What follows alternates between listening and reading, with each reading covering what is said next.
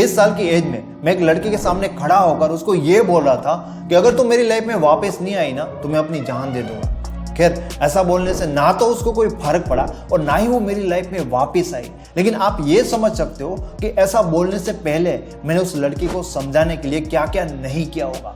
Almost वो सारी गलतियां जो आप करते हैं वो सारी गलतियां मैंने भी की है। और मैं हमेशा अपने रिलेशन की गलतियों से सीखता हूँ। और मैंने अपने बहुत सारे रिलेशनशिप की गलतियों से ये सीखा है कि लोगों को एक्चुअल में ऐसे लोग चाहिए ही नहीं जो उनको प्यार करे। लोगों को एक्चुअल में ऐसे लोग चाहिए जिन्हें वो प्यार कर सके। ये दो अलग अलग बातें हैं और इस दोनों बातों में बहुत बड़ा डिफरेंट है कि लोगों को ऐसे लोग नहीं चाहिए जो उन्हें प्यार करे। लोगों को ऐसे लोग चाहिए जिन्हें वो प्यार कर सके। जी हाँ, लोगों को एक्चुअल में ऐसे लोग चाहिए जिनके पीछे वो भाग सके, जिनके लिए वो तड़प सके, जिनके लिए वो रो सके। लेकिन यहां पर आप क्या करो, आप यहां पर इसका एकदम उल्टा करो। आप खुद उनके पीछे भाग रहे हो, आप खुद उनके लिए रो रहे हो और आप खुद उनके लिए तड़प रहे हो।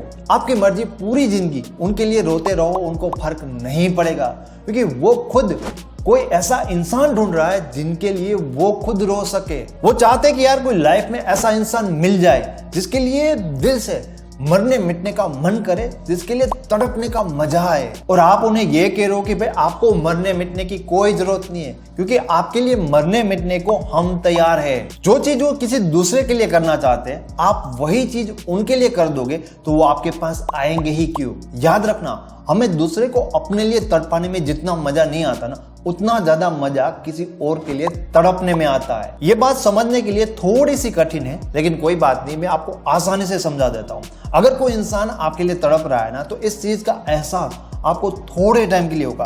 लेकिन अगर लाइफ में कभी भी आप किसी भी इंसान के लिए तड़पे हो ना, तो ये बात आपको आपकी जिंदगी भर याद रहेगी। याद रखना, यहाँ पर हर इंसान तैयार है किसी के लिए मरने और मिटने के लिए।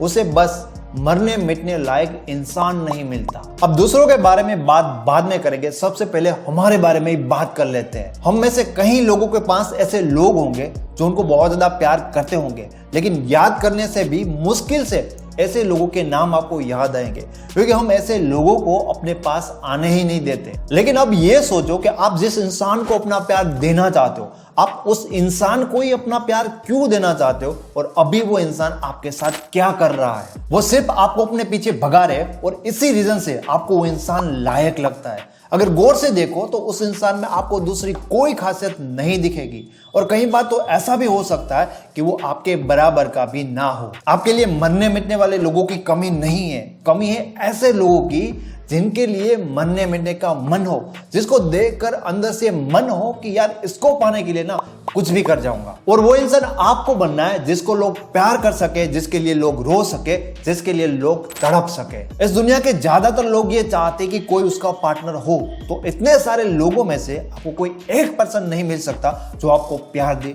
जी, मिल सकता है, लेकिन वो तब मिल सकता है जब आप प्यार देने वाले नहीं, प्यार लेने वाले बनोगे। कई बार लोग मुझसे पूछते हैं कि वो मेरे प्यार को समझते क्यों नहीं है। आपके प्यार की कीमत, आपके फीलिंग की कीमत आपकी नजरों में है। उनके लिए आपके प्यार की कोई वैल्यू नहीं है। लोग किनके बारे में सोचते हैं आपको पता है? लोग उन लोगों के बारे में सोचते हैं जो उनकी औकात से बाहर होते हैं। जो लोग उनको ये एहसास करवाते हैं ना कि मैं तेरी औकात से बाहर हूं, लोग ऐसे लोगों को पाने के लिए सपने देखते हैं। और आप क्या कर रहे हो? आप उनको ऐसा फील करवा रहे हो कि आप उनके लिए तड़प रहे हो, आप उनके सामने हाथ जोड़ रहे हो। अब आपको समझ में आया कि वो आपके प्यार की वैल्यू क्यों नहीं करते। लोगों को ऐसा बोलना बंद करो कि मैं तुम्हें बहुत ज्यादा प्यार करता हूं और तुम्हारे लिए सब कुछ कर सकता हूं।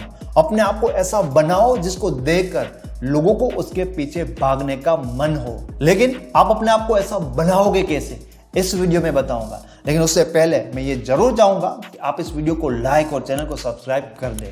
पहली और बहुत ही इंपॉर्टेंट चीज, प्यार के मामले में सेल्फिश यानी कि स्वार्थी बनो। स्वार्थी शब्द ही अपने आप में बहुत ज्यादा खूबसूरत है, ये तो लोग ही उसका मतलब उल्टा निकाल लेते हैं। स्वार्थी शब्द बना है दो शब्द से, स्व और अर्थ। इसका मतलब होता है खुद को जानने वाला, खुद को समझने वाला। अब जाहिर सी बात है कि जो इंसान खुद को जानता है, जो इंसान अच्छी तरह से खुद को समझता है, वो सबसे पहले अपनी कमियों को पूरा करेगा, सबसे पहले अपने बारे में सोचेगा। ज्यादातर लोगों को खुद की जरूरतों के बारे में पता नहीं होता और वो ट्राई करते, कोशिश करते दूसरों की जरूरतों को पूरा करने के लिए। इसीलिए मैंने बोला स्वार्थी बनो, मतलब अपने आप को बेस्ट बनाओ। आप जो प्यार दूसरों के ऊपर बरसा रहे हो ना, उस प्यार की सबसे ज्यादा जरूरत आपको है, उस केयर की सबसे ज्यादा नीड आपको है। अगर आप खुद के बारे में नहीं सोचोगे ना, तो बाय डिफॉल्ट आप दूसरों के बारे में सोचने लगोगे, उनकी केयर करने लगोगे। और इससे होगा क्या? ऐसे होगा ये कि आपका मेंटल अटेंशन, आपका फोकस जहां पर जाएगा ना, वहां पर वो उसको पावर देगा।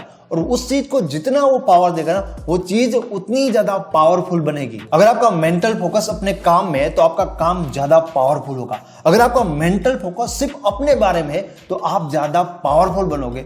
लेकिन अगर आपका मेंटल फोकस किसी इंसान पे है, फिर तो वो इंसान ज्यादा पावरफुल बनेगा। यहां तक तो फिर भी ठीक है, लेकिन प्रॉब्लम ये होता है कि जैसे आपके फोकस से सामने वाला इंसान तो पावरफुल बनता है, लेकिन इससे उल्टी चीज भी आपके साथ होती है कि आप धीरे धीरे कमजोर होने लगते हो। आप किसी इंसान को 2 साल अपना अटेंशन देकर देखो, उसके बाद आप उस इंसान के बिना नहीं रह पाओगे। क्यों? क्योंकि आप कमजोर हो गए, आपकी सारी एनर्जी, आपका सारा पावर उस इंसान में वेस्ट हो गया, और वो इंसान ज्यादा पावरफुल हो जाएगा।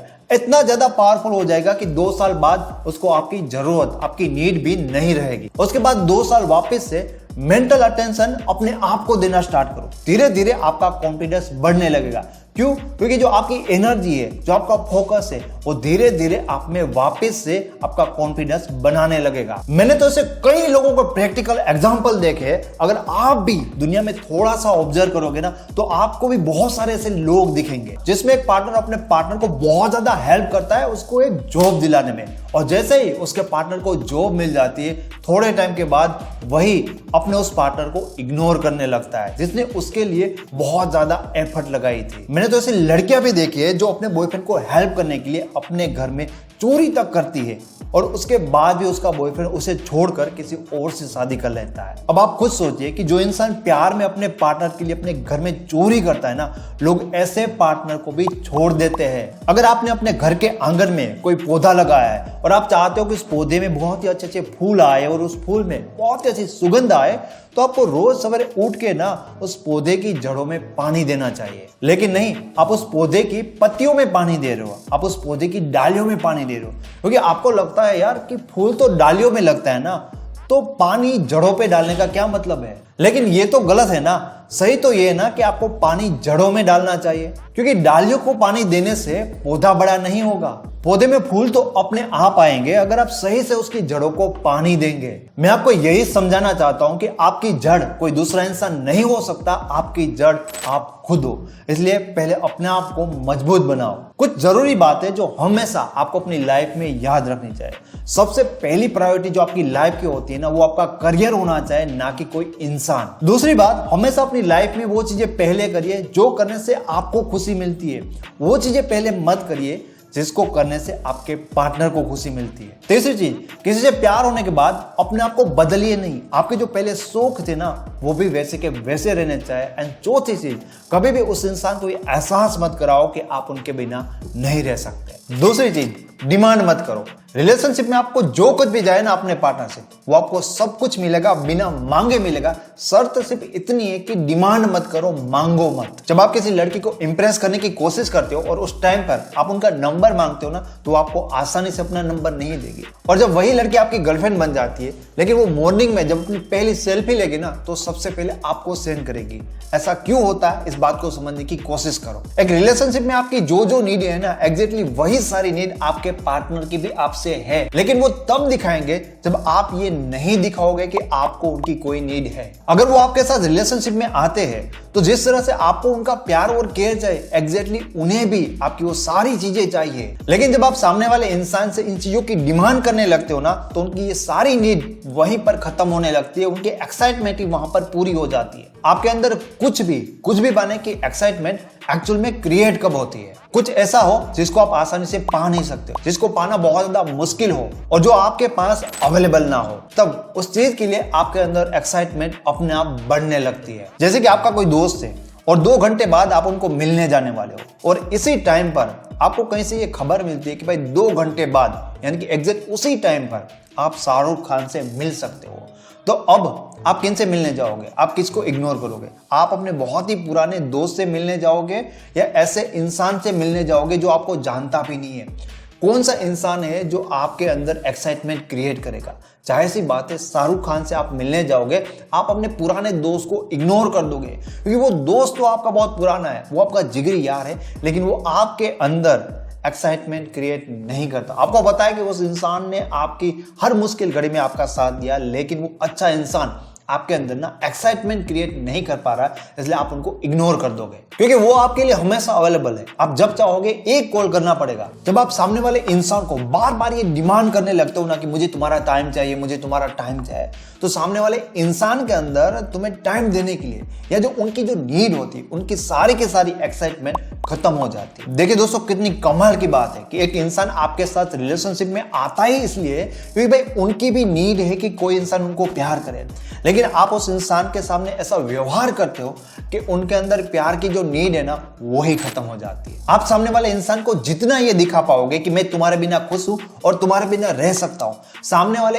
इंसान के अंदर आपके लिए उतनी ही नीड क्रिएट होगी, क्योंकि आपकी ओर से उनको जो चाहिए वो इजीली नहीं मिल रहा है, इसलिए वो पाने के लिए उनकी एफर्ट भी बढ़ जाएगी और उनकी एक्साइटमेंट भी डबल हो जाएगी। जब मैं कई लोगों को कहता हूं कि उनको अपनी नीड शो मत करो, तो कई लोग मुझसे कहते हैं, डर कर कहते हैं कि उनकी तो एक्चुअल में कोई नीड नहीं है, अगर हम भी अपनी नीड उनको नहीं बताएंगे तो वो तो छोड़कर भाग ही जाएगा। अरे ऐसा नहीं है कि उनकी कोई नीड नहीं है, अगर किसी इंसान की बिल्कुल भी नीड होती ही नहीं ना, तो वो रिलेशनशिप में आता ही नहीं है। लेकिन अगर आप बार बार डिमांड करोगे ना, तो वो फील ही कैसे कर पाएंगे कि उनकी भी कोई नीड है। उससे भी इंपॉर्टेंट चीज कि अपने अंदर के योद्धा को दिखाओ।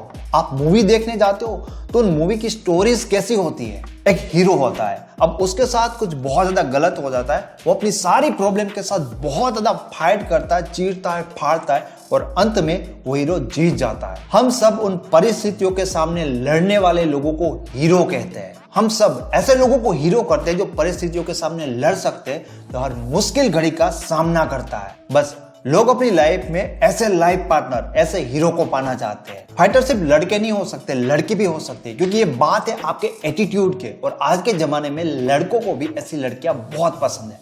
अगर आप अपने पार्टनर के सामने रोते हो कि कोई मुझे प्यार नहीं करता, कोई मुझे समझता नहीं, तो क्या आपको लगता है कि आपकी इन हरकतों के कारण आपका पार्टनर आप में अपना हीरो देख पाएगा? क्या उनके मन में आपके लिए थोड़ी भी रिस्पेक्ट बन सकती है? नहीं बनेगी और कभी भी नहीं बनेगी। आपका पार्टनर आपको बहुत करीब से ऑब्जर्व करता है। सिर्फ आपका पार्टनर ही क्या, ये पूरी दुनिया आपको ऑब्जर्व करती है कि आप मुश्किल वक्त में, जब आपकी परिस्थितियां खराब होती है, तब आप प्रॉब्लम के साथ डील कैसे करते हो, आप फाइट कैसे करते हो। मुझे याद है एक लड़के की मेरे साथ कुछ सालों पहले बात हुई थी। उसने मुझे बताया था कि बचपन से ना मैं बहुत ज्यादा श्योर थी कि अगर मुझे कोई ऐसा लड़का मिलेगा जिसके साथ मैं शादी कर पाऊंगी, तो मैं उसके साथ ही रिलेशन बनाऊंगी, बाकी मुझे कोई लफड़े वफड़े नहीं करने, टाइम पास नहीं करना। लेकिन अपने किसी काम के सिलसिले में वो लगातार एक लड़के से वो मिल रही थी और धीरे धीरे उस लड़के के बारे में चीजें उसको पता चल रही थी, उस लड़के को जान रही थी। अब लड़के की लाइफ ऐसी थी कि बचपन से उसकी परिस्थितियां, उसकी जो हालत थी वो बहुत ज्यादा खराब थी, लेकिन धीरे धीरे उस लड़के ने अपने दम पर अपनी लाइफ में अपना बिजनेस खड़ा किया और उसकी लाइफ एक टाइम पे बहुत ही अच्छी चल रही थी।